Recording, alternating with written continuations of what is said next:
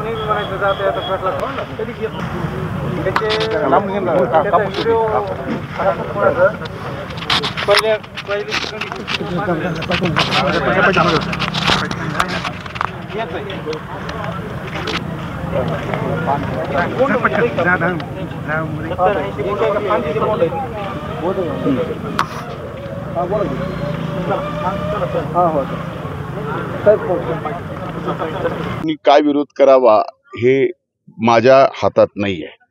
मुद्दा हा आहे की स्थानिक पातळीवरती आम्ही कशा पद्धतीने राहतो आणि आम्ही बोलताना वागताना बंजारा आणि वंजारा ही जात म्हणून वेगळी आहे, बाकी सगळ्या गोष्टी वेगळ्या आहेत, पण आम्ही बोलताना आजपासून नाही तर स्वर्गीय मुंडे साहेबांपासून या बंजारा समाजाने स्वर्गीय मुंडे साहेबांवर प्रचंड प्रेम केलेलं आहे आणि त्या परिस्थितीत मी ते बोललेलो आहे।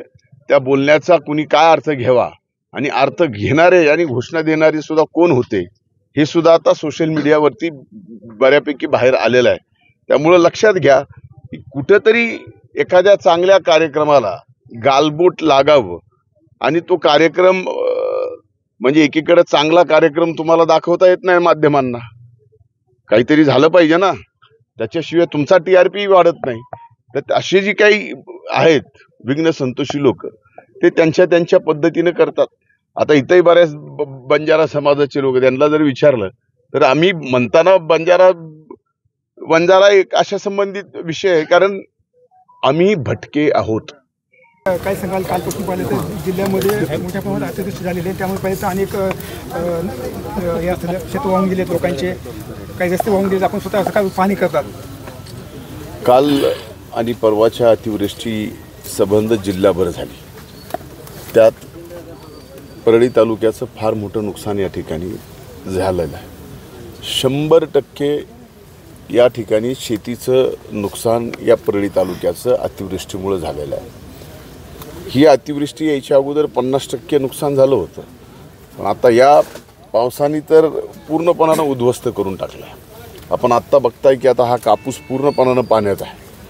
आता ह्या कापसाचं 1 रुपयाचं उत्पन्न या शेतकऱ्याला मिळू शकत नाही, म्हणून आता शासनाला विनंती केल्यानंतर, काल आदरणीय अजितदादांना विनंती केल्यानंतर कलेक्टरांनीच या ठिकाणी या अतिवृष्टीच्या संदर्भामध्ये सर्व तहसीलदारांना सांगितलं की सरसकट सर्व क्षेत्र हे अतिवृष्टी खाली आपण घ्या, तसा निर्णय झालेला आहे। पण सगळ्यात मोठं नुकसान एकीकडं नदीपात्राच्या बाजूला असणाऱ्या ज्या जमिनी आहेत त्या जमिनी पूर्णपणानं खरडून घेतल्यात आणि नुसत्या नदीपात्राच्या जवळ नाही तर इतर ठिकाणी सुद्धा जमिनी फार मोठ्या प्रमाणात खरडून गेलेल्या आहेत, त्याचं फार मोठं नुकसान झालं आहे।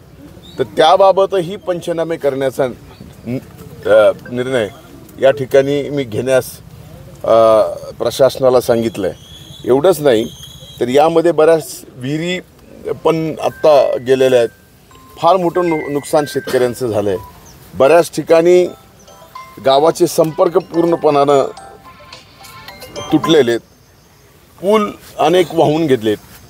आत्ता तात्पुरती दुरुस्ती होईल, पण तात्काळ त्या पुलांना सुद्धा नव्यानं आम्हाला त्याची उभारणी करावी लागणार आहे। म्हणजे अनेक अतिवृष्टी पाहिल्या, पण ह्या अतिवृष्टीमध्ये सर्वाधिक नुकसान हे आज परळी तालुक्यामध्ये झालेलं दिसतं। बीड जिल्ह्यामध्ये सुद्धा अनेक ठिकाणी फार मोठ्या प्रमाणामध्ये नुकसान झालेलं आहे। सर काय सांगाल, जे मुंडे साहेबांनी स्वप्न परळी बीडच्या रेल्वेचं उद्या मुख्यमंत्री उपमुख्यमंत्री येतात, त्यांच्यात उद्घाटन होणार आहे, काय सांगाल? नाही, मी खरं तर मी बीड तसं पाहिलं तर परळी बीड नगर या रेल्वेचं पहिल्या टप्प्यातलं बीड ते नगरचं उद्या उद्घाटन होणार आहे आणि आदरणीय मुख्यमंत्री, आदरणीय उपमुख्यमंत्री आणि मान्यवर नेतेसुद्धा येणार आहेत. त्यामध्ये पंकजाताई आहेत. त्या 10 वर्षाच्या कालावधीमध्ये तत्कालीन खासदार प्रीतमताईसुद्धा येणार आहेत. त्यांनीसुद्धा फार कष्ट हे रेल्वे होण्यासाठी घेतले आणि आज बीडकरांचं एक स्वप्न तर अर्ध स्वप्न पूर्ण झालं आहे आणि परळीपासून बीडपर्यंतचं सुद्धा जे राहिलेलं स्वप्न आहे ते या येणाऱ्या वर्षभरामध्ये पूर्ण करण्याच्या संबंधित स्वतः आदरणीय अजितदादा पवार साहेबांनी लक्ष घातलेलं आहे. साहेब अजून एक प्रश्न. एक लक्षात घ्या, कुणी काय विरोध करावा हे माझ्या हातात नाही आहे. मुद्दा हा आहे की स्थानिक पातळीवरती आम्ही कशा पद्धतीनं राहतो आणि आम्ही बोलताना वागताना बंजारा आणि वंजारा ही जात म्हणून वेगळी आहे, बाकी सगळ्या गोष्टी वेगळ्या आहेत. पण आम्ही बोलताना आजपासून नाही तर स्वर्गीय मुंडे साहेबांपासून या बंजारा समाजाने स्वर्गीय मुंडे साहेबांवर प्रचंड प्रेम केलेलं आहे आणि त्या परिस्थितीत मी ते बोललेलो आहे. त्या बोलण्याचा कुणी काय अर्थ घ्यावा आणि अर्थ घेणारे आणि घोषणा देणारे सुद्धा कोण होते हे सुद्धा आता सोशल मीडियावरती बऱ्यापैकी बाहेर आलेलं आहे.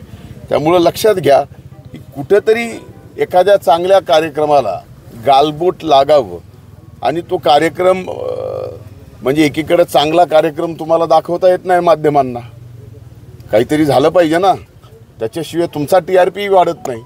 तर असे जी काही आहेत विघ्न संतोषी लोक ते त्यांच्या पद्धतीने करतात. आता इथंही बऱ्याच बंजारा समाजाचे लोक, त्यांना जर विचारलं तर आम्ही म्हणताना वंजारा एक अशा संबंधित विषय आहे कारण आम्ही भटके आहोत.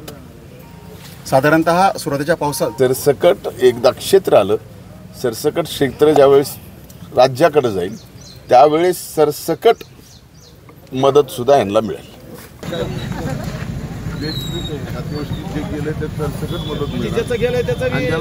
खरडून गेले